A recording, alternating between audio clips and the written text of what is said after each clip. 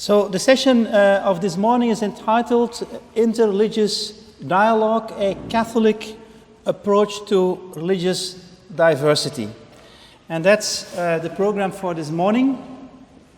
We have tried to build in the different lectures each time one of the scales of the ECSI project, trying to see what are the theological foundations of these scales. So yesterday we had the PCB scale and the Melbourne scale.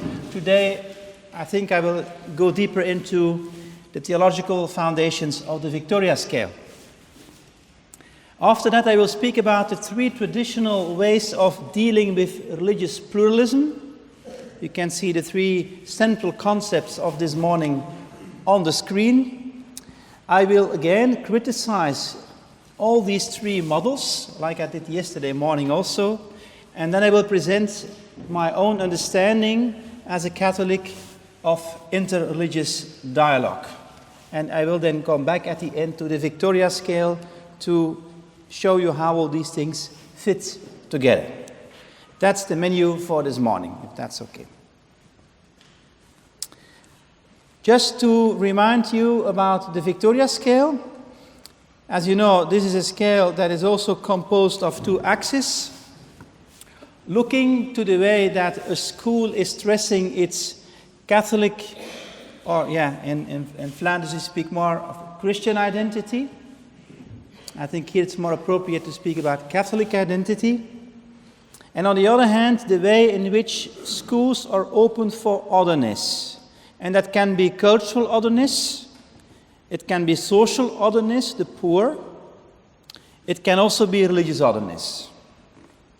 The combination of these two axes, as you all know, since you are specialists already, leads to four different types of schools. The monologue school, which is a school of Catholics, for Catholics, and by Catholics. The colorless school, in which you have no stress on solidarity, nor on Christian or Catholic identity. The colorful school, with great openness for otherness, but with no preferential reference to the Catholic tradition. It's one among the many positions. And the dialogue school, which tries to combine a maximal Christian identity with a openness, with a welcoming attitude, with an attitude of hospitality towards the other. But in the dialogue school, very clearly, it's so that the Catholic tradition remains the preferential option. That's the reason why sometimes we speak also about a Catholic dialogue school. In fact, it's possible also to speak about a Muslim dialogue school or a Jewish dialogue school if you want. So that model can also be used for other confessions if they start to build up a school system based on a dialogical model. So these four models, again, we can measure them on the level of the factual situation and on the level of the normative situation. Now, speaking about these models, it's important to know that the monologue school does not completely collapse with reconfessionalization. The monologue school is much more problematic than reconfessionalization. If you try to reconfessionalize your school, you can do it, and at the same time you can welcome also others. But of course then the others will also be the objects of your reconfessionalizing efforts. The monologue school goes much further. The monologue school is not interested and does not want to invite the other in the Catholic school. It is also a model in which solidarity will be problematic. From that perspective, you think that monologue school cannot be a real, authentic Catholic school, since hospitality is a central value in our Catholic tradition. The colorful school is also no longer a Catholic school because there is no preferential reference to the Catholic tradition. It's one among the many. At least in the Belgium situation, but also in Australia, I think that's the most important thing, to explain to people the difference between a dialogue school and a colorful school. A dialogue school is a Catholic school, because you have a preferential reference to the Catholic tradition. The colorful school is no longer a Catholic school. Important to know is that the dialogue does not only, and even not in the first place, refer to the dialogue among each others, but it's in the first place a dialogue with the tradition, Catholic tradition, and a dialogue with the transcendence. Yeah? So it's a dialogue you find in prayer.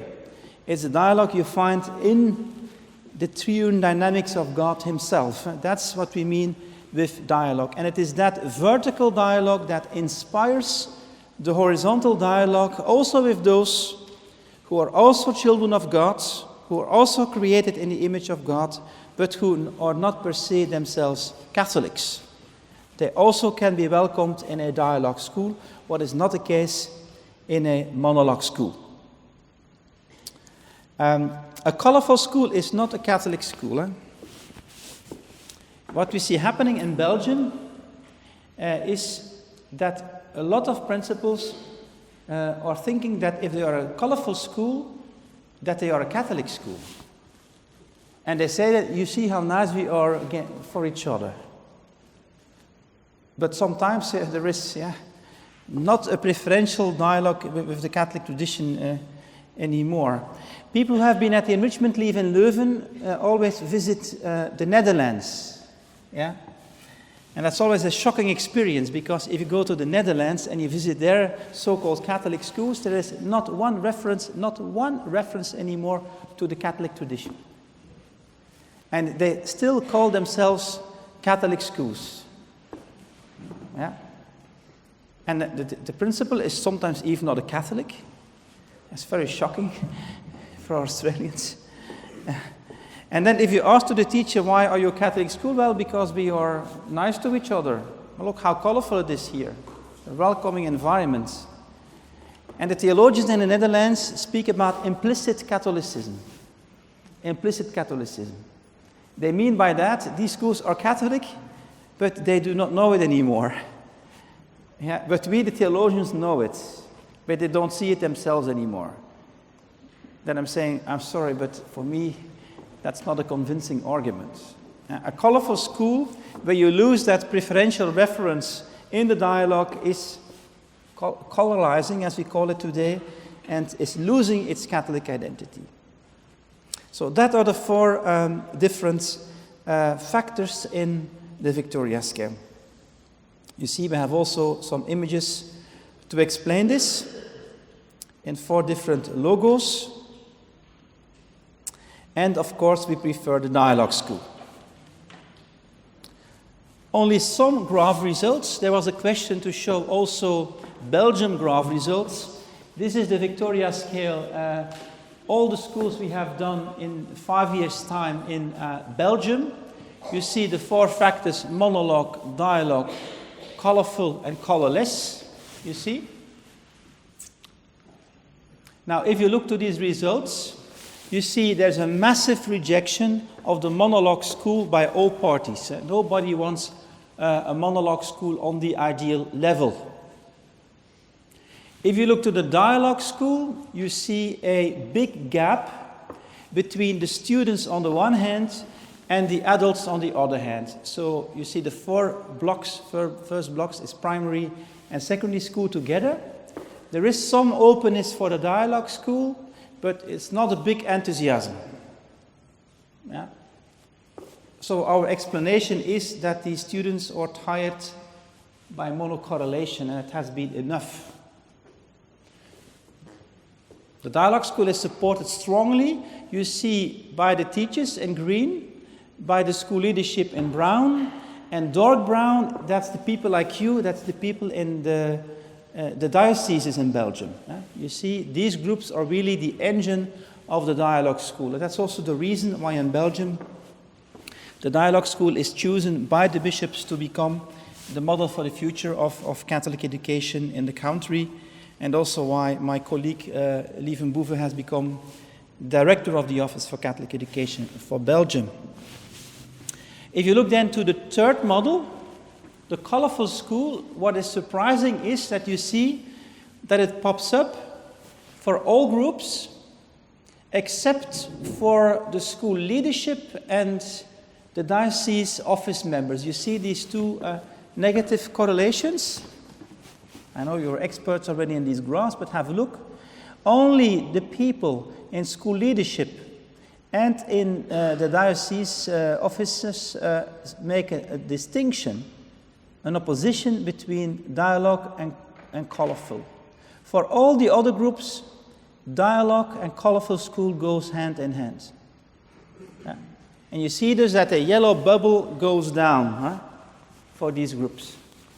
And what is quite surprising is that even the colorless school is not rejected, even not by the teachers. Even not by the teachers, it's only rejected strongly again by the school leadership and the diocesan office members. Yeah.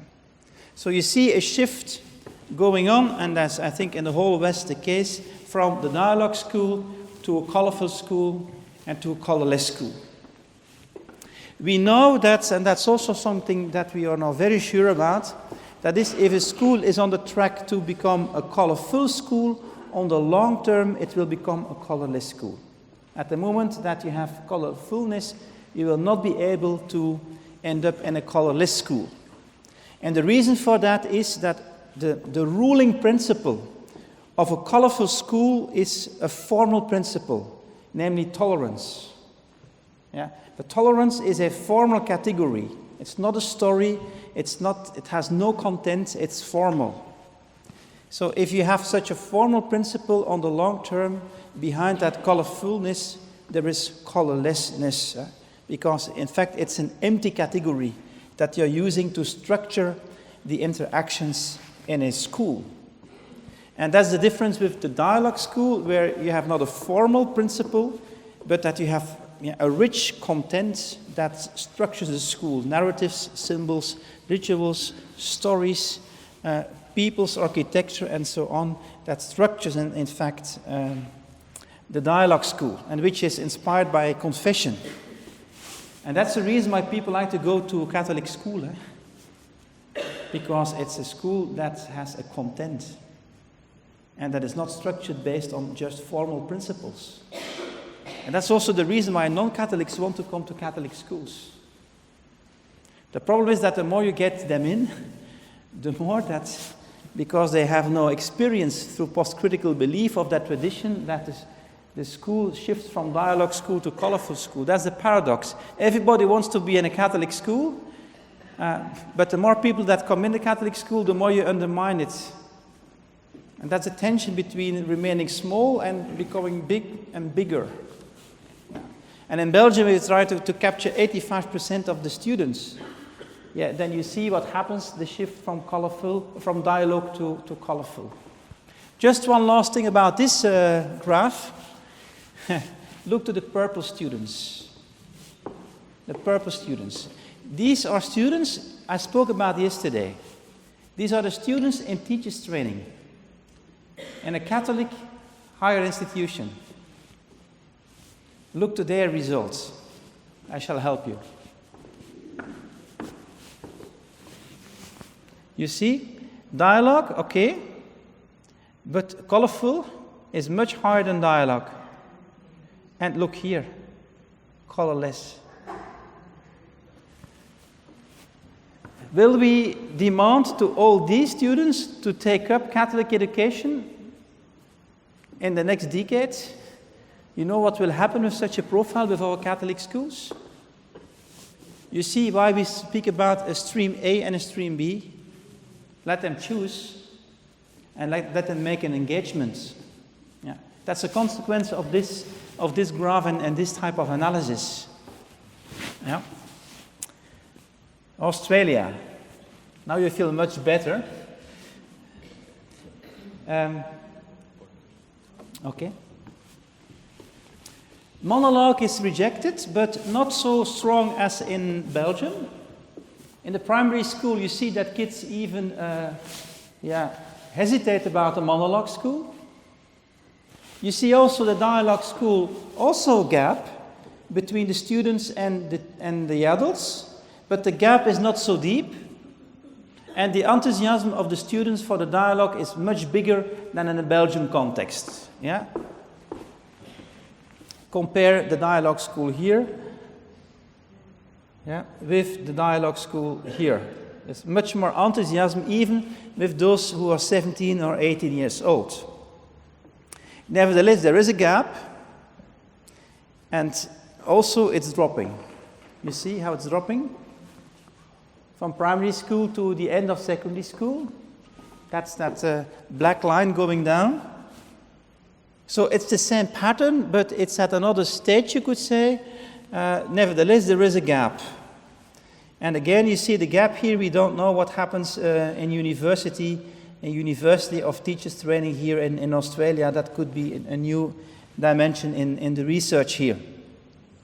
On the other hand, you see that also here, that's very positive. The school leadership is really wanting a Catholic dialogue school to be realized, supported both by the teachers and the parents. If you look to the colorful school, what do you see here? That students more and more are in support for the colorful school. You see the same shift. And in the year 11-12, you see that dialogue and colorful became on the same level. That's not a situation as you see it in Belgium, where the colorful school overwhelmed completely the dialogue school. Here you see in Australia that there remains also an openness for the dialogue in the oldest years of the secondary school, which is in fact a great thing if you can realize this.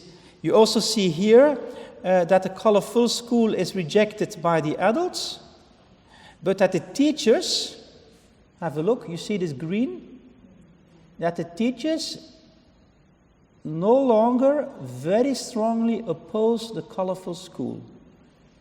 To challenge you, it's almost positive. It isn't, but you could say it's almost positive. Yeah? If you look to the teachers in Belgium, you see here that the colorful school is no problem for them. You see? So it's much better in Australia, but nevertheless, and of course you have a very strong support for dialogue school, so that's a completely other situation. But there is a tendency also, if you're not aware, but you see it here, what happens. You can even monitor it year by year if you want. You see what is happening also in your schools. Same for the colorless school. You see the resistance against the colorless school is not very big. Yeah. The exception again is the school leadership, of course, who understands very well that a colorless school is not a good idea. But again, the teachers are not really against a colorless school, or not very hard against a colorless school. And also the parents object, but not extremely. And you see that the students, when they get older, that the resistance against a colorless school is diminishing. So you see the same tendencies, but much milder, much slower than is the case in Belgium. Of course, you have not the majority of schools under control in Australia. You can choose better who is entering your schools. In the Belgian context, with 85% of the schools in Catholic hands, paid 100% by the government, so there is no enrollment. Everything is free. Yeah, it's normal that more otherness enters your school. Yeah, and you see what happens then. It's much more difficult then to keep up dialogue. And in this sense, you could say that even for Belgium, these results are not that bad, especially if you think about the dialogue school as the future. Okay, are there questions about this, or did I explain this clearly for you? Yeah, is that clear? Normally you're experts already in this. Oh yeah, last thing about the Victoria skill, because I need to start with my real lecture. Jan is already looking to me. We have discovered in Australia 2 types of dialogue. I will only shortly speak about it now. There are people who understand dialogue as charismatic, and there are people who understand dialogue as recontextualizing. Yeah. There was a bishop here in Melbourne, I think. Costello was his name, Monsignor Costello. Tim Costello. Yeah, okay. He was very supportive for this project, I must say. But he, at one point, had questions about the right logo. The right logo.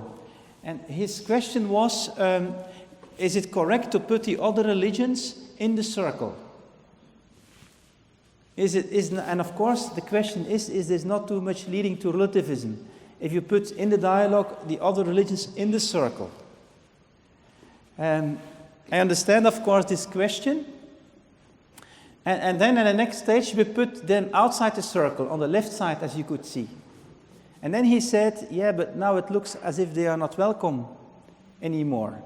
So that's a little bit a dilemma in the dialogue school. And we understood this because empirically we discovered two types of dialogue, which in fact are presented by these different logos. The charismatic dialogue means that you use the dialogue as a context to announce and to proclaim the Catholic faith. Yeah? And in this sense, the others are welcome in the school, but dialogue means that you use the context of the school to present charismatically the Catholic position. I sometimes compare it with my visits. If I visit a bishop in Belgium, I often do this. Then it always goes like that. He is very friendly and I'm welcome. And we have a nice talk and I can say whatever I want. But I just have to wait to the last 2 minutes. And then he will summarize in his way the dialogue and summarize it in such a way that he will say what is the conclusion. And he puts in for me what is the conclusion. And the conclusion is always, of course, that the Catholic tradition has in some way a privileged position. Yeah? And he puts this on the table, and then the dialogue is over. Yeah? I say, thank you, Monsignor, and then I can leave the room. That's a certain understanding of dialogue. It's asymmetrical. It's an asymmetrical dialogue. You have a dialogue, but at the end there is no symmetry, and the other is not really listening. Or he is just listening to what fits within his own already formed conviction. That's an understanding of dialogue. It's in fact more proclamation. Dialogue as proclamation. Yeah? That's what I call the charismatic dialogue. The recontextualizing dialogue is different because there's more symmetry. It means I listen, but I can also speak. And the other speaks, but also listen. And in the dialogue, there is, and that concept is very important, I will finish with that concept this morning, there's mutual transformation. Mutual transformation. I change in the dialogue, but also you change in the dialogue. Yeah, that's another understanding of dialogue, and that's what we call recontextualizing, because in the dialogue also what we are dialoguing about is becoming more and more enriched through the dialogue itself. And we see in Melbourne and in the Victoria data, we see these two types of dialogue at work. We have put them like this on the scheme. You could say that the two yellow bubbles at the top, the charismatic dialogue is more in the direction of the monologue, and the recontextualizing dialogue is more in the direction of the dialogue school. Yeah? For the moment, we are doing research about these two other yellow bubbles, and that's what's happening in Western Europe. The dialogue, the yellow bubble goes down, and you get a new understanding of dialogue at the cost of Catholic identity. Yeah? It drops down. That's the shift we have seen in the results from dialogue to colorful. That's that bubble going down. And finally, the bubble will end up, as you can see in the middle, in the direction of the colorless school. We often think, if you look to this presentation, that in Europe we came from a charismatic type of dialogue. We came from monologue schools, of course, in the 40s and the 50s. We had a charismatic understanding of dialogue, and what we now see happening is an evolution in a direction of what you can see there, active plural dialogue. And we, in fact, passed along the real dialogue school as recontextualizing. And I think if the bishops now put Lievenboeve on top, that the idea is to bring that grey zone closer to a real dialogue school. Yeah, that's the challenge, I think, in some other proportions also for Australia.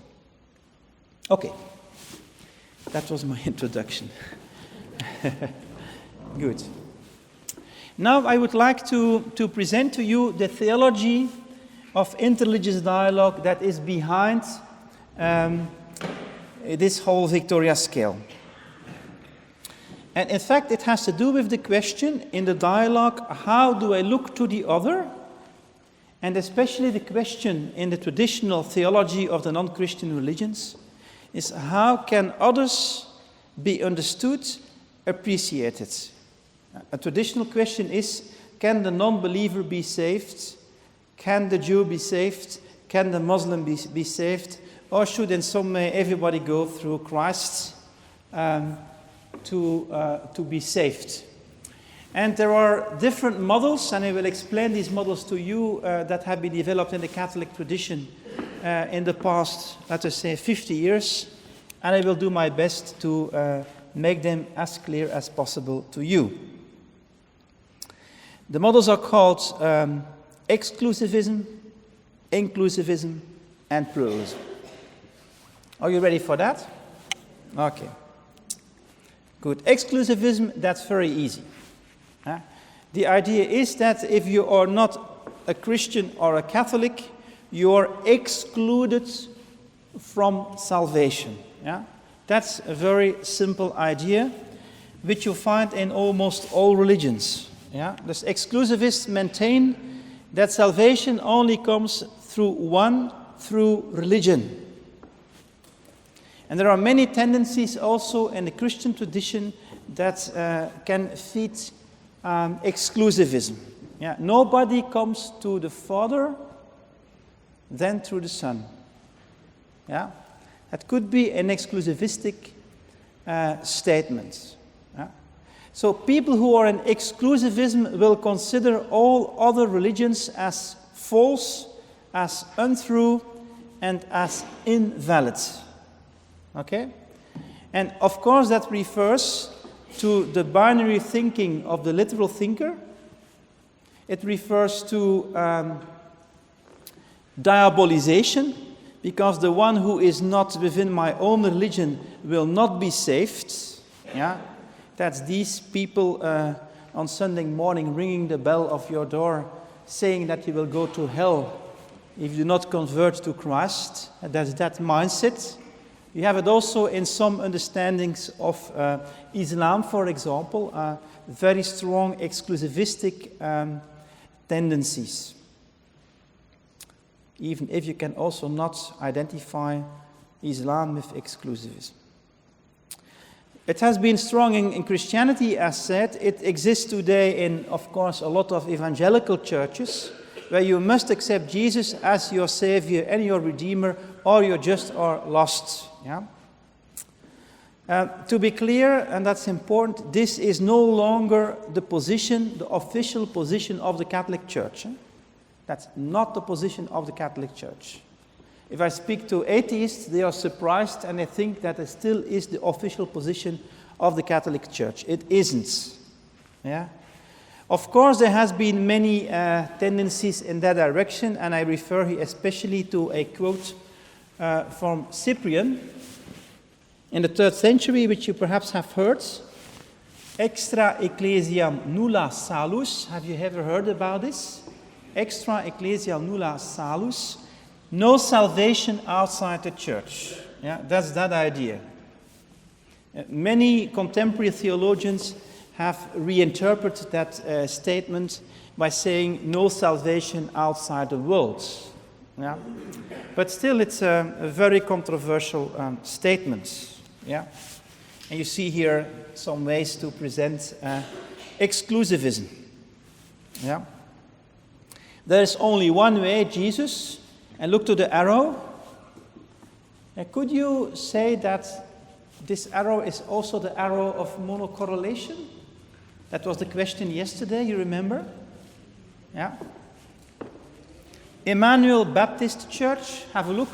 Evangelistic, fundamental, separated. Yeah, separated. Binary thinking, like you have it in, so people in this framework will often also have a very literal understanding of, for example, the Bible. Exclusivism means that other religions are not welcome in the Club USA, as you can see in this cartoon. And the danger is, of course, that exclusivism finally ends up in violence. Yeah? Of course, it's important to know the exclusivist, and that's the ethization of yesterday, is doing it with good intentions. When they are ringing my bell on Sunday morning, you have that phenomenon in Australia too? No? Oh yeah. It's always a very complex feeling because these people really think I'm in danger. And they are really standing there with the best possible motivations. They want to save me. Really save me. That's impressive, in fact, that they are doing that. But it's often based on sometimes the discussions at the door on Sunday morning ends in war. Especially if they start saying things about the Bible which are so literal that I find them offensive. Good. I will not go deeper into this. I think you all know what exclusivism is.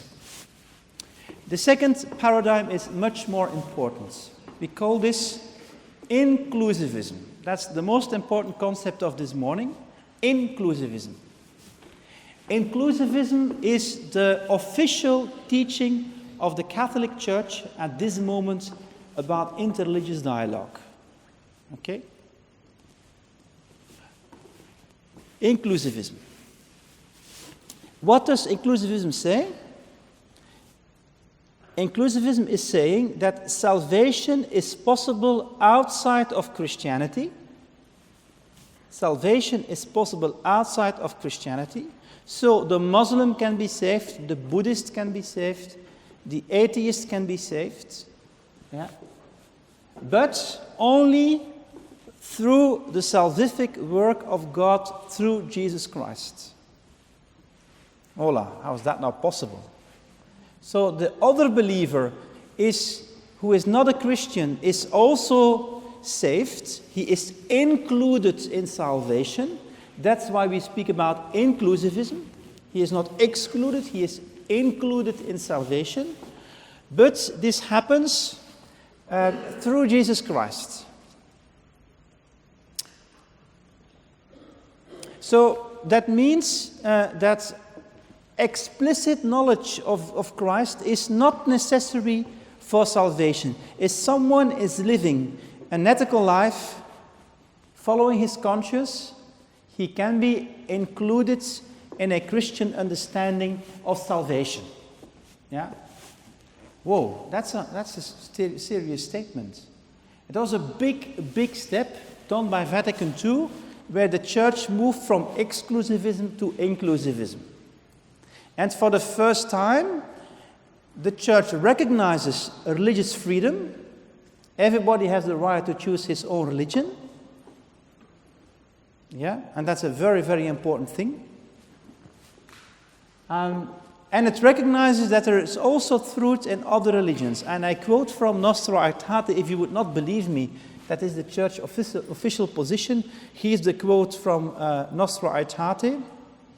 The Church regards with sincere reverence those ways of conduct and of life, those precepts and teachings which, far differing in many aspects from the ones she holds and she sets forth, nonetheless often reflect a ray of that truth which enlightens all men.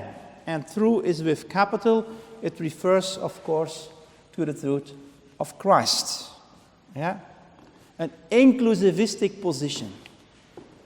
Now, that's quite important because it implies for Catholic schools that they should also be and that they can be inclusivistic. And that's in fact a critique on the monologue school, where only Catholics are welcomed. A monologue school that will often have exclusivistic tendencies. Yeah? It means that a Catholic dialogue school can be inclusive, can also accept that there are rays of truth present in people who are non-Catholic. I'm not saying this. Second Vatican Council is saying this. In fact, this theory is, or this option of the Second Vatican Council is based on the theology of the most famous theologian of the 20th century.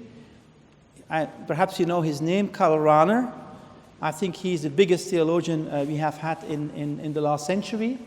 And especially this quote is extremely famous, where he is saying the following: "But if it is true that a person who becomes the object of the Church's missionary efforts is or may be already someone on the way towards salvation, and if it is at the same time true that this salvation is Christ's salvation, since there is no other salvation, then it must be possible to be," and that's a very famous concept, "an anonymous Christian." Have you heard that term? An anonymous Christian. Yeah? So we are saying you have people who are in the Christian tradition are Christians, and those who are not in the Christian tradition can also have a ray of truth, can also be saved through Christ, only they do not know. They are Christian only in an anonymous way. But Christ is at work in their hearts. That's what inclusivism is saying. This is the official position of the Catholic Church today, based on the theology of Karl Rahner. Okay. And then, of course, the dialogue will be something to make what is implicit, to make it explicit. And the correlation paradigm we often use is in fact that. We start from their experience and we try to make explicit what is at work implicitly in their hearts. And we help children to discover Christ in daily life. Yeah? So there's a strong connection between inclusivism and correlation methodology. This goes very well together. Yeah, and of course, that's a big thing, because for the first time in the history of the Catholic Church, there was the possibility for interreligious dialogue, because we could also recognize in other religions value. Yeah? There is value in other religions. And that's very clear in the position of Pope John Paul II, who did a lot of things for interreligious dialogue. So there is one document of him, Proclamation and Dialogue, where he tries to combine the two with each other. And he saw this as a way to come to peace. Yeah? This Pope has fought very hard for religious freedom. Yeah? A quote from John Paul II, he asked for respect for one's personal conscience, rejecting all forms of coercion or discrimination with regard to faith, freedom to practice one's own religion and give witness to it, as well as appreciation and esteem for all genuine traditions. Yeah? John Paul II. So you do not really need to convert immediately the other. Christ is already there. He is already there. He is present in the other religions. And you have to respect if people choose another religion, and we can trust that Christ is also at work in them. Yeah. And of course, it's also in this way, that's of course clever too, a way to protect the religious freedom of Christians. Yeah? Which is very actual. If you look to Iraq, to Syria, what is happening to the Christians there, nobody speaks about this, or do they here in Australia? But what is happening there is terrible with the Christians and the persecution of Christians in many of these states in the Middle East. Yeah? Religious freedom and freedom of conscience are very important in inclusivism. Yeah. And you could say, I can stop my lecture here and the problem is solved. Yeah. But it isn't. I'm sorry. The problem is, or there is a lot of critique on inclusivism, a lot of critique. I will help you to understand this critique. Oh yeah, perhaps one thing more to say, inclusivism relates easily to a charismatic dialogue school. Yeah, because you invite everybody around the table, and the purpose of dialogue is to help others discover where Christ implicitly is and how you can make him explicit. Yeah? You see the connection there already. What is a critique on inclusivism? Well, inclusivism appears to have an openness towards other religions, but of course only Christianity contains the fullness of truth. Yeah. Finally, the idea is, to put it just blunt, other religions are saying Catholic inclusivism is arrogant. It's arrogant. Yeah? There's once a Buddhist who said in Leuven, imagine that I would come to Leuven and give a lecture and say to all of you that you are all anonymous Buddhists, but you do not know. Yeah? So the problem with inclusivism is that you still take the Christianity as the fullness of truth, and others participate in that truth and are only right as far as they fit into that truth. In other words, the salvific action in other religions is unnamed Christianity. So, to put it again quite blunt, the Muslim is not saved through Islam. He is saved through the work of Christ in Islam. Can you start a dialogue with that presupposition? And that's a big, but it's difficult. You will see this lecture will become very difficult. I am working very much in Jewish-Christian dialogue. The Jew rejects Christ as Redeemer of the world. And in inclusivism, I have to think, well, you will be saved through Christ, you just don't know. and you know what is then the easiest way, and that's fragmentation. I sit on the table and I listen very carefully and I'm very polite, but in the other aspect of my fragmented life, I'm just thinking, okay, you can be Jew, but finally you will discover that it will be Christ that saves you. But of course, for a Jew, that's blasphemy. So can you enter with inclusivism in a real dialogue with the real other?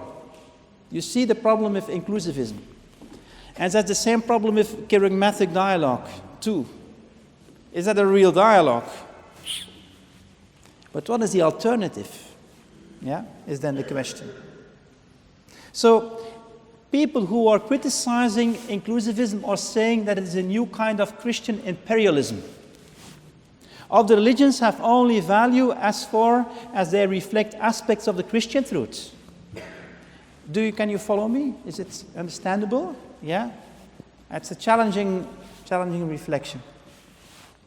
In this way, some authors are saying, and that's a very hard critique, that inclusivism is in fact only a mild version of exclusivism. Because if the other then rejects that idea, he is anyway excluded from your discourse. Exclusivism fixates on one unique mediator. Inclusivism purports to be inclusive, but really sees Christ at work in other religions. Yeah, but on the other hand, against these critiques, can you as a Christian not think, or can you as a Christian take away Christ from your reflection? Then you're no longer a Christian anymore. So you see, dialogue is a difficult thing. We can use Emmanuel Levinas. That's a picture of him.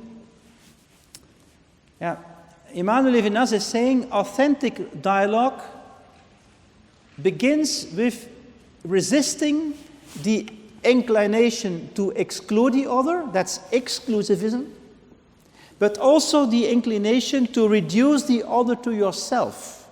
And that is what happens in inclusivism.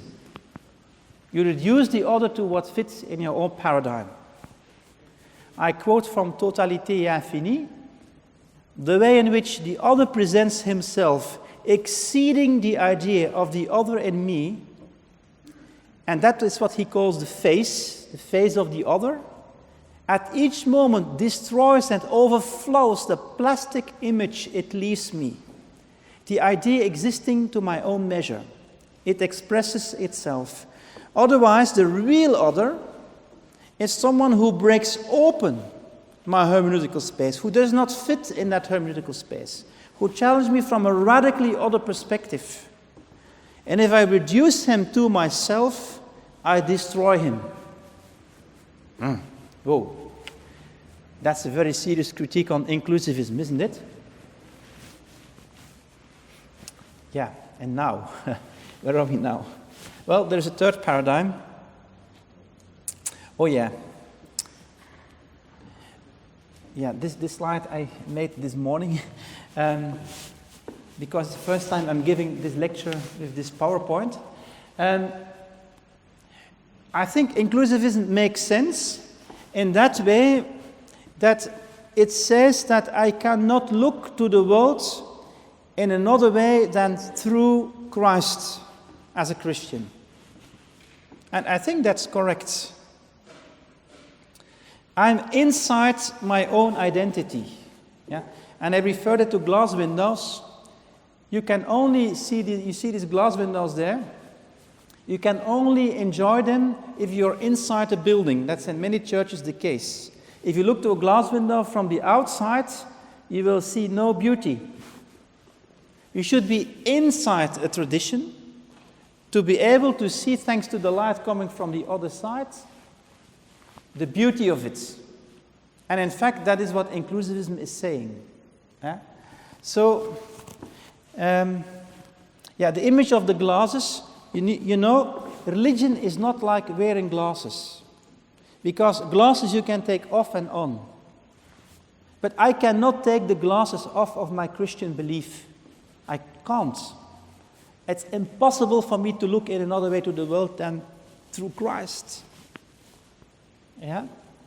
So the idea of different glasses is not a good image for an inclusivist, because the glasses are in us. You cannot take them off. That's also the reason why conversion is so difficult. Sometimes, young people think you can shop between religions. Of course you cannot shop between religions, because religions is not like putting different glasses on. Yeah. You are born, you are educated, you are trained with certain glasses. And a real conversion to another religion, I come back to this, is a very fundamental and even impossible thing. That's why, for example, in Judaism, they are so strict about conversions. Yeah. Okay, that's what I mean. I'd like to say here something positive of how I understand inclusivism. There's a huge amount of literature on inclusivism. There are many authors that have tried to open up inclusivism. And you see here three different names. The Catholic, I think it's one of my favorite theologians, Jacques Dupuy, who has been teaching his whole life he's a Belgian, but he taught at the Gregorian University in Rome. And he wrote the standard work on interreligious dialogue. Then you have the Trinitarian theology of Mark Heim and the open inclusivism of Paul Griffith. These are all models to help to escape that critique of arrogance in inclusivism. I have not prepared this, but perhaps I can tell you a little bit about Jacques Dupuy. You see that a logos-centered approach. But that's not very theological, just 3 minutes, a very theological explanation of Jacques Dupuy. What he tries to do in his book, he refers to the logos. You have heard about the logos, the words. You know the first chapter of John. The word has become flesh. Yeah? The Logos, in fact, is the pre-existence of Christ. Logos refers to Christ before he was incarnated in Jesus. Yeah? So, and what Jacques Dupuy tries to do, if you think about the triune God I spoke about in the first lecture, he is trying to say that the Logos is at work in the world, and that Christ's incarnation did not completely exhaust the Logos. To say it in other words, that the Logos is also at work here in using your machine, in dialogue, in other religions. The Logos is everywhere. And people can be saved through Christ, but can also be saved through the Logos. That's the way he tries to solve the dilemma. And he wrote a very famous book on this. And Cardinal Ratzinger, at the moment he was still head of the Congregation for the Doctrine of Faith, and who was, of course, also in Rome, condemned the book. And you can now buy the book, and the last page of the book is a letter of Cardinal Ratzinger against Jacques Dupuy, where he explains that you cannot separate the Logos before the incarnation and after the incarnation. And thus he brings it back to Harden inclusivism again. But that's already very technical theology. Haim is doing a little bit the same, but then he works with the Spirit. So you have the Father, the Son, and the Spirit. And also the Spirit is at work in the world. Yeah? And then you can say that the Spirit works in all the other religions. And that the other religions will be saved through the Spirit, while Christians will be saved through Christ. But then again, of course, you have the problem that you cannot separate Father, Son, and Spirit because they form a dialogical unity. And then you're back again to that real, rather hard inclusivism. So there's a very big debate in Catholic theology about this topic. Yeah, very interesting, very fascinating, very promising for the future too.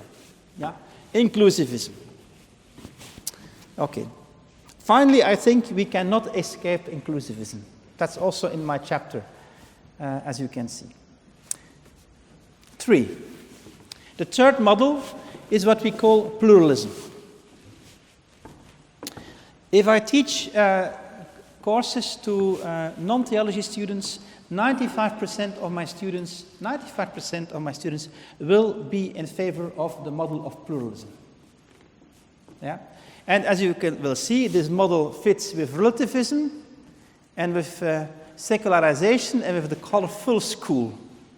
So you see how these models we use for the ECSI project goes back to theological, very deep theological discussions. Yeah? What is pluralism saying? That's very simple. That's not difficult to understand. The pluralists, they believe that their model is the best model for interreligious dialogue. In fact, they are saying all religions are just interpretations by humans of the same thing, but in other contexts and with another language. Yeah? The two famous images, and perhaps you know them, of the pluralists, and students are fun like this, the idea of the elephant in the dark room. You know that image? The elephant in the dark room. There is an elephant in a dark room, and you let in 5 people, and they can feel what the animal or what thing is in the dark room. And they come out and they give 5 descriptions of that animal in the dark room. And these 5 descriptions are the 5 different world religions. So there is something, someone. The pluralists call this something the ultimate reality, with capital U and R. The ultimate reality, that's the elephant in the room. And the different religions are different explanations. And so you have a plurality of different religions, and we call this pluralism. And because the elephant is in the dark and we just don't know who is correct, we just have to accept all these different religious realities. That is what the colorful school is doing. Yeah? At the center is no longer God, but is the ultimate reality. In fact, it's quite nice. And they are saying all religions, in fact, are doing the same. They offer salvation by transfer, and that's true. That's what all religions try to do. All religions try to transform egoism into altruism, into love. And that's the center of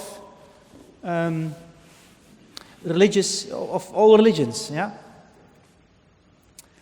And finally, it ends up in agnosticism, because, we don't know what is in the room. Yeah? And the agnostist is saying we don't know, and the atheist is saying there is no elephant in the room. You're just imagining that. Yeah? So another image that is often used by pluralists, and if you hear this in religious education, it's a teacher on the way of pluralism. That is the mountain of the top of a mountain, and you have different paths to the top, you know? And the different religions are like different paths you take to the top. And the different paths finally gives you other views of the mountains. And at the end, you all reach the same top. Yeah? The question is there only one mountain? And do the different religions climb the same mountain? Yeah? The problem is that the consequence of pluralism, the problem of pluralism is that at the end, it doesn't matter in what you believe. Yeah? The particularity of religions is going away. Yeah? Of incarnation, they will say, Jesus is just one example of relating to the divine. He is not the unique incarnated Son of God. So you destroy incarnation, and at the end you destroy any specific religious claim. So the problem is that at the end, pluralism becomes a religion in itself. Yeah? And there are many meetings of interreligious dialogue where the pluralistic paradigm is ruling the whole conference. And I have been at many of such conferences. And you know then what happens? You have to accept that idea of the ultimate reality. But of course, I do not believe in the ultimate reality. I don't know what it is. Yeah? And it's completely different for me as a Catholic than for a Protestant and for a Muslim. And does a Jew believe in the same God as a Christian? And in Hinduism, you have no God. So you have to, in this paradigm, you have to accept that pluralistic idea that all religions are the same. And that you just have to accept that we all say in a different way the same thing. I have seen happening in such conferences that Muslims especially, when they speak out of their own identity, you know what happens? They put themselves outside the dialogue. Because they do not accept the pluralistic presuppositions. And that's the paradox, what you see in the last line. Ironically, pluralism often becomes exclusivistic. There is no room at the table for those who do not accept the pluralist presuppositions.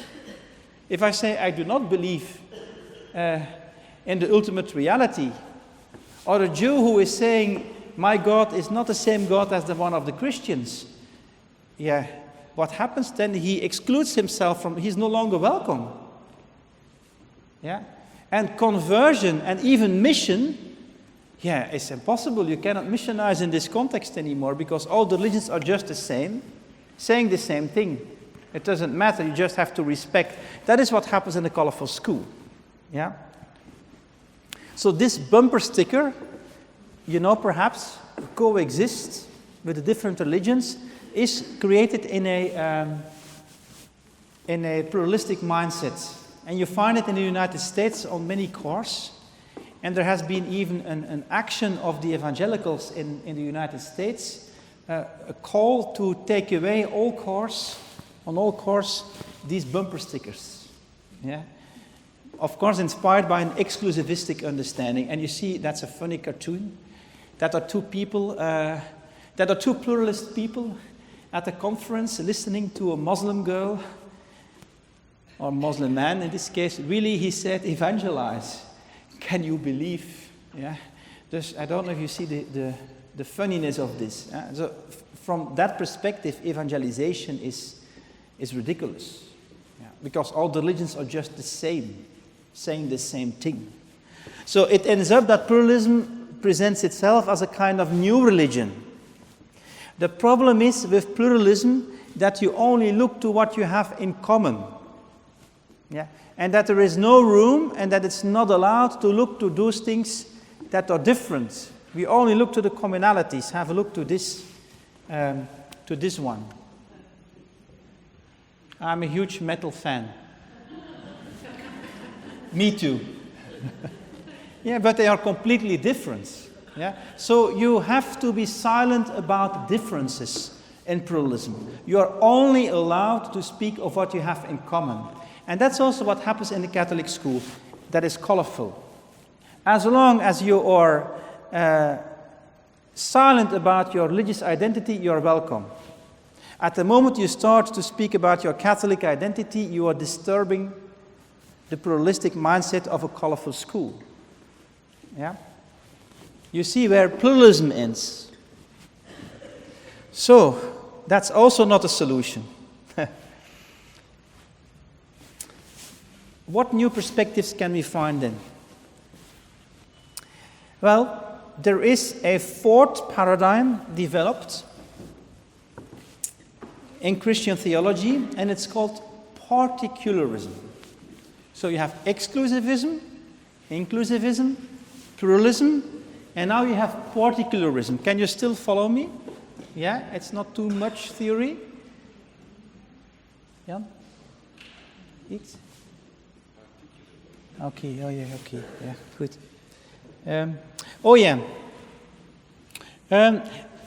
The central figure here is Lindbeck, it's a very famous theologian, who is saying the problem with these three other models is that they are all fixated on the question of salvation. But a Jew, often Jews say to me, I don't like to be saved. I don't need salvation. Also in other religions, salvation is not the central point. That's not the key. Yeah, that's the key for Christians. Crucial in particularism is what you see here, the third bullet. Differences in religions not only point to different experience of the divine, that's pluralism, but to different religious experiences. Yeah? That means that a Jew has a completely other world than a Christian. There is no commonality between these different religions. They are radically particular, they are radically different. So the particularism wants to change the terms of the discourse. Yeah? They do not look to what we have in common, they look to what is specific, particular, and what is different. So you could say religions are different frameworks expressing relationships. It's not true. He does not consider religions, like in pluralism, as different frameworks to express the same. The different religions express different realities, radically different worlds. Yeah? So you can compare this with different linguistic systems. Yeah? Linguistic systems have their own rules and they create their own words, and you have no Esperanto. There is no general language like pluralism is saying. Yeah? And that's very radical, because Lindbeck is saying it means that you cannot translate your religion in another religion. You are isolated in your religion. And if you would try to translate, at the moment you translate, you will pervert the meaning of your original ideas. Yeah? So the consequence of this model is again the monologue school. Yeah? Because in this model, you cannot converse, you cannot dialogue with the other, because there is no common ground. I do not understand what the Jew means with the Torah. Yeah? A very important consequence of this idea is that you cannot mix religions, because they are radically different. Yeah, there is no common language. If I go to the synagogue, I cannot participate. I cannot, because I do not understand what it means. I do not speak that language. I can be a guest there, but I cannot participate. That's impossible, because it's another world. And if they bring in the Torah, I don't know why I cannot experience what that means. It's a radical different understanding of the world. That means that it is stupid. And there is some truth in that. Yeah, and some teachers are doing this in religious education. They play the different religions with the children, you know. I don't know if this happens here in Australia, but one day they play Islam, and the other day they play Judaism, and they play Hinduism, and then they play etc. Yeah? As if religions are so accessible. By doing that, you ridiculize, you relativize them, and often that happens by people who are in a pluralistic mindset. We can try this and we can try that. Well, I cannot try Judaism, because I cannot read their glass windows from within. I'm outside of Judaism. Yeah? And it's therefore very dangerous to mix rituals. Yeah? That's, for example, why I'm fighting very hard at this moment in my university against multi-faith rooms. I do not believe in multi-faith rooms. Yeah? And also not in rooms that have no references, that are just empty. Yeah? Because religions have their particularity. Yeah? And if you start mixing rituals, you will take big dangers. I will give you just one example. I heard that you like also to have stories, even if my time is ticking. I was once at as a ecumenical conference in Oxford. And we did, on Friday we did Shabbat with the Jews. On Saturday we did the Eucharist with the Protestants, and then the Sunday we did the Eucharist with the Catholics, and we invited to each other. That's always a tricky thing. Now it went well with the synagogue, and we were in a very beautiful castle in Oxford, and the pastor had taken for the Eucharist. It was quite a good idea. He took not water. Not bread and wine, but he took bread and water, as a kind of ecumenical invitation. And we participated, and we drank water, and we shared the bread. It was a very nice celebration. Now, after the celebration, there was a reception outside the castle. It was a very big water, not a lake, smaller. And there were ducks on the water. And after that, the Eucharist was finished, the pastor came out of the church with a big, how do you call that, korf? Basket with the remaining bread. And he put the bread and he put it down for the ducks. And the ducks were eating all the bread. All the Catholics at that reception were shocked. Yeah? Really shocked. That's unimaginable, of course, for a Catholic to do. Of course, that bread was not transubstantiated, we know. But you see there the mixing of rituals.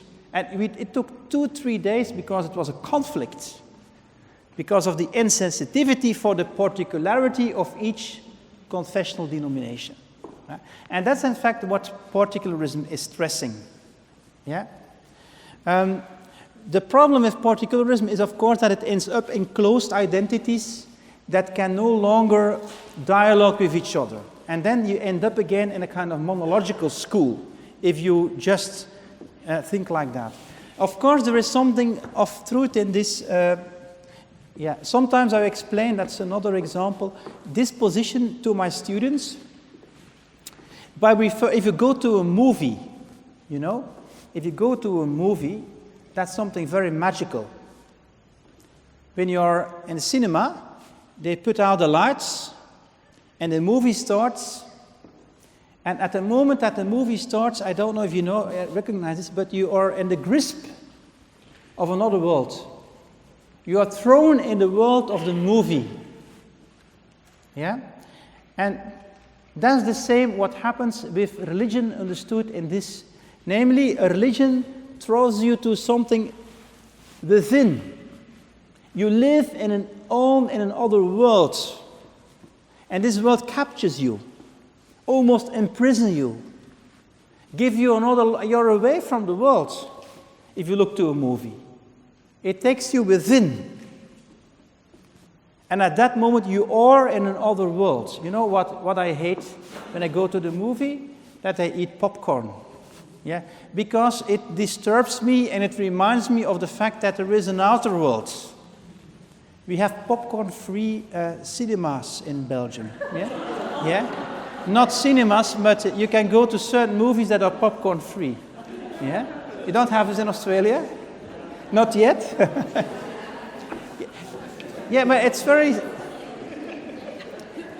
very strange because even if you go with 3 people together to a movie, except if you're extremely in love, but in other situations you are really isolated from the others. And you need to tell about the movie after the movie to each other. Yeah? And yeah, to be honest, often I have the experience that after a movie I don't like to talk with others. I like to stay a while in the movie. And the problem is also if you get home and you have seen a wonderful movie, it's impossible to explain to another what you have experienced. Isn't it? Yeah? And that's what particularism is saying.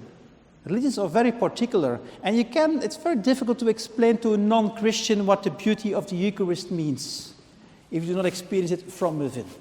Okay? So that's again a positive presentation of particularism. But of course the danger is that you can no longer dialogue.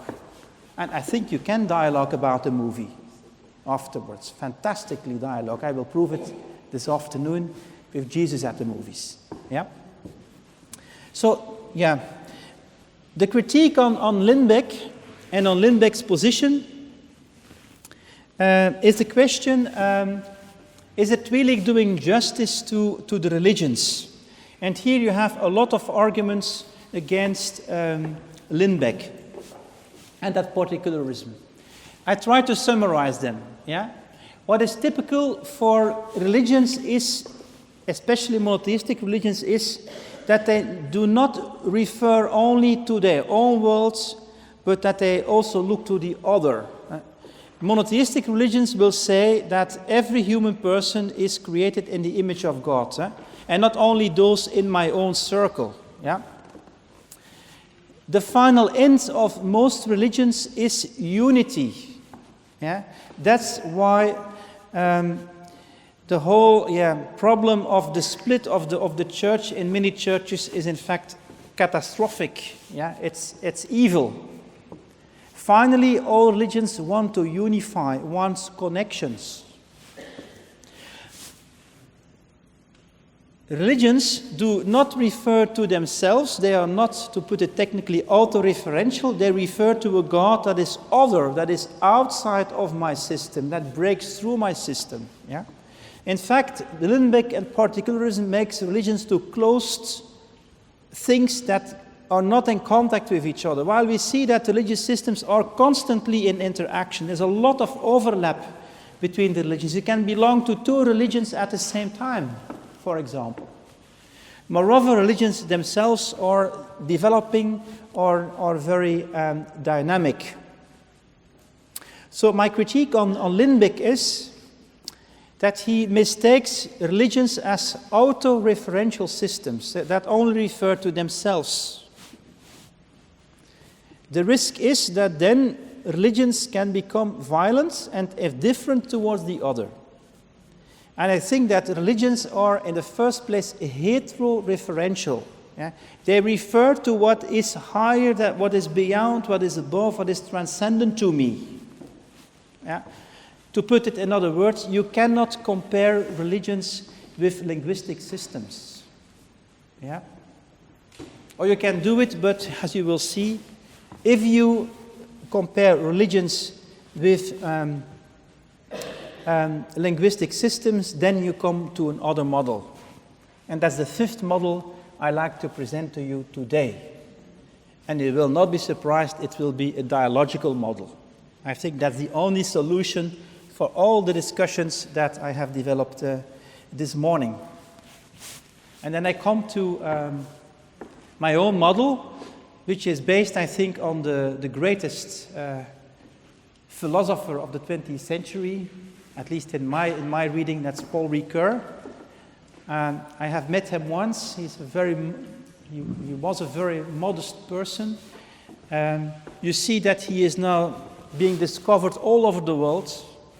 His readings are very difficult to read, and he has a book sur la traduction, which I have used in the chapter you have read to deal with interreligious dialogue. Paul Ricoeur. So central in his idea is that translation is possible, yeah? That you can translate texts. Yeah? And of course, he recognizes that a perfect translation is not possible. Yeah? That's what Lindbeck and particularism is saying. There is no perfect translation. Yeah? If I come home, I cannot perfectly explain the experience of the movie. That's true. I cannot explain perfectly. But Ricoeur is saying, in the effort to translate, there is not only loss of meaning, but in the translation it is possible that new meanings emerge thanks to the effort of the translation. So that's of course translation, that's hermeneutics.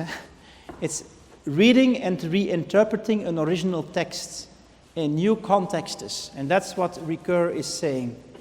For the particularist, for the monological thinker, for the reconfessionalizer, translating is dangerous because they see translation only as a danger, only as a loss of meaning. And indeed, it is true, there are bad translations. You can have a book that is badly translated. That's the role of the magisterium, to look if the translations of our tradition are good translations. Yeah? But sometimes they are so anxious, so hard in literal belief, so hard in orthodoxy, so much afraid of loss of meaning that they try to stop every form of translation. Yeah? And then the dialogue again becomes monological. Yeah? So that's a little bit the idea. That, yeah. Can you read Shakespeare in Japanese? Yes, you can. You can read Shakespeare in Japanese, and they have very nice Japan presentations of works of Shakespeare. And of course it will be not the same like in London, but I would be happy to see it also in Japan and to see how they interpreted the texts, yeah, time and again. So that's what happens in translation. And new revelations can occur in translating a text. Because if I come home and I start telling about a movie I saw, it is possible that in telling I discover new layers of meaning in the text. And that in the way that my partner responds to it, I will retell the story and I will discover new layers of meaning. And perhaps I will invite Thursday evening my best friends to go to the same movie, to look also to that movie. Yeah? So that's translating and what happens in translating. And of course that is always happening through dialogue. Of course this presupposes a positive understanding of diversity. Yeah?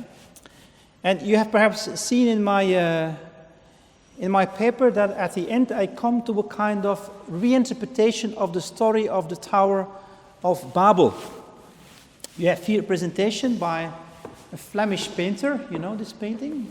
It's quite famous. Pieter Bruegel de Oude, to say it in Flemish. Yeah? Pieter Bruegel de Oude, who is presenting here the Tower of Babel. Mostly the Tower of Babel is destroyed and is seen as a punishment by God. It's God who punishes the hubris of humanity. What I try to do is to reread the story of Babel. In fact, the story of Babel was also a story where humanity tried to create a kind of common ground, a kind of Esperanto, a kind of big modern bureaucratic apartment, yeah, you could say. And what God is doing, He destroys the tower, He destroys the project of just unity, of that big hubris project of man. But He did it, as you know, through the confusion of the languages. You know, at the end, the languages are confused. Yeah? You could say that's a punishment. I would say it is a gift. Because thanks to the confusion of the languages, I have unavoidably to encounter the other. I have to learn to translate my identity to the identity of the other, and the other has to try to translate his identity to mine. Thus, in my reading, God redirected humanity to the true source of transcendence by breaking open the ambition to create one common religion, one common school system, one common humanity. Yeah? He brought in diversity. Yeah? And of course that's a risk, because diversity can also be a source of pluralism, as you can see here, or even of violence. Yeah? The small angel bringing the wisdom to God. Often the story of Pentecost is read in the Catholic tradition as a correction of the story of the Tower of Babel. Because in the Tower of Babel you have the many languages, and at the end, in the Pentecost, there's a restoration, and we all understand again the same message. I don't think that this is a correct reading of the story of Pentecost, because if you read the story of the Pentecost very well, then you see that something else is happening. Namely, that if you read the story, the Bible says people spoke in different languages, and nevertheless they understood each other. Yeah? So the final point of the story of Pentecost is not that we speak again the same language, like before the Tower of Babel. No, it's so that we have different languages, but that nevertheless we understand each other. And that happens through dialogue. Yeah?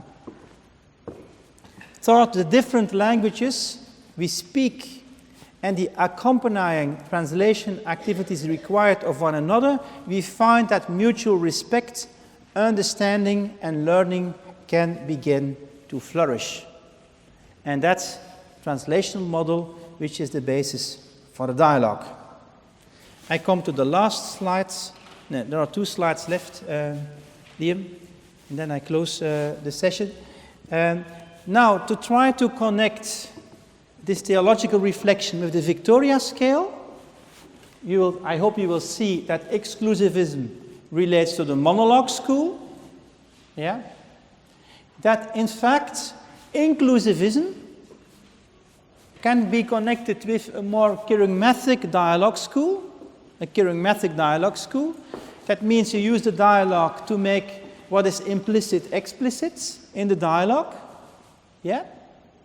That pluralism is the model that is favored in colorful and colorless schools, yeah, where everything is the same, just all expressions we just have to respect, and don't say you're a Catholic because you disturb the order, and so, or don't say it too hard or too much. You can say it sometimes, but okay, it's just you, yeah. That particularism again goes back to the monologue school because there is no dialogue. And finally, that interreligious dialogue, understood as translation, the model of Paul Ricoeur, ends up in a recontextualizing dialogue school. And you see, it's a combination of inclusivism and pluralism. You start from the inevitability of the Christian message. Yeah? So in some way, I think we cannot escape inclusivism. And in this way, I think the Catholic teaching is correct on this point. But nevertheless, we have the duty to translate our understanding to others and also to listen how others experience their understanding of reality. And in that crossing of boundaries and going back to your own tradition, you are enriched. And I'd like to finish with this last slide. It has been referred already to the latest document of the Congregation for Catholic Education, Educating to Intercultural Dialogue in Catholic Schools, Living in Harmony for the Civilization of Love. I think it's a very, very beautiful text. Yeah. Published at the end of 2013. It's interesting, it's clearly so, and I spoke with Grozolewski after my presentation, and he clearly accepts that the dialogue school model is also the model that the congregation wants to defend. But if you look carefully in the text, you see also there the tension between a charismatic and a recontextualizing understanding of dialogue. Between brackets, this text, he told me, was already prepared under Pope Benedict XVI and not under Pope Francis. That means it does not depend on Pope Francis. I think it's just Catholic tradition as such. I read the two quotes, and you will see a little bit of tension. The first comes from number 50, the second from number 42. Yeah?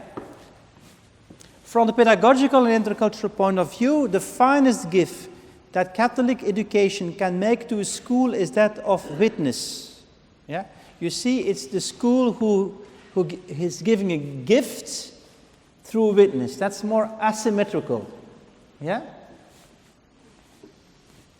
You see, the title is dialogue, but that's charismatic. Catholic schools give witness to a constant personal network of relationships which are lived out, and that's beautiful, between the poles of personal identity and otherness. This network is marked by dynamic osmosis in the various dealings between adults, between teachers and students, and among students without prejudices of culture, sex, social class, or religion. Yeah? So that's clearly charismatic dialogue. It's not monologue. Yeah? Because all religions are welcome in Catholic schools. It's a very clear inclusivistic understanding, but it's charismatic dialogue.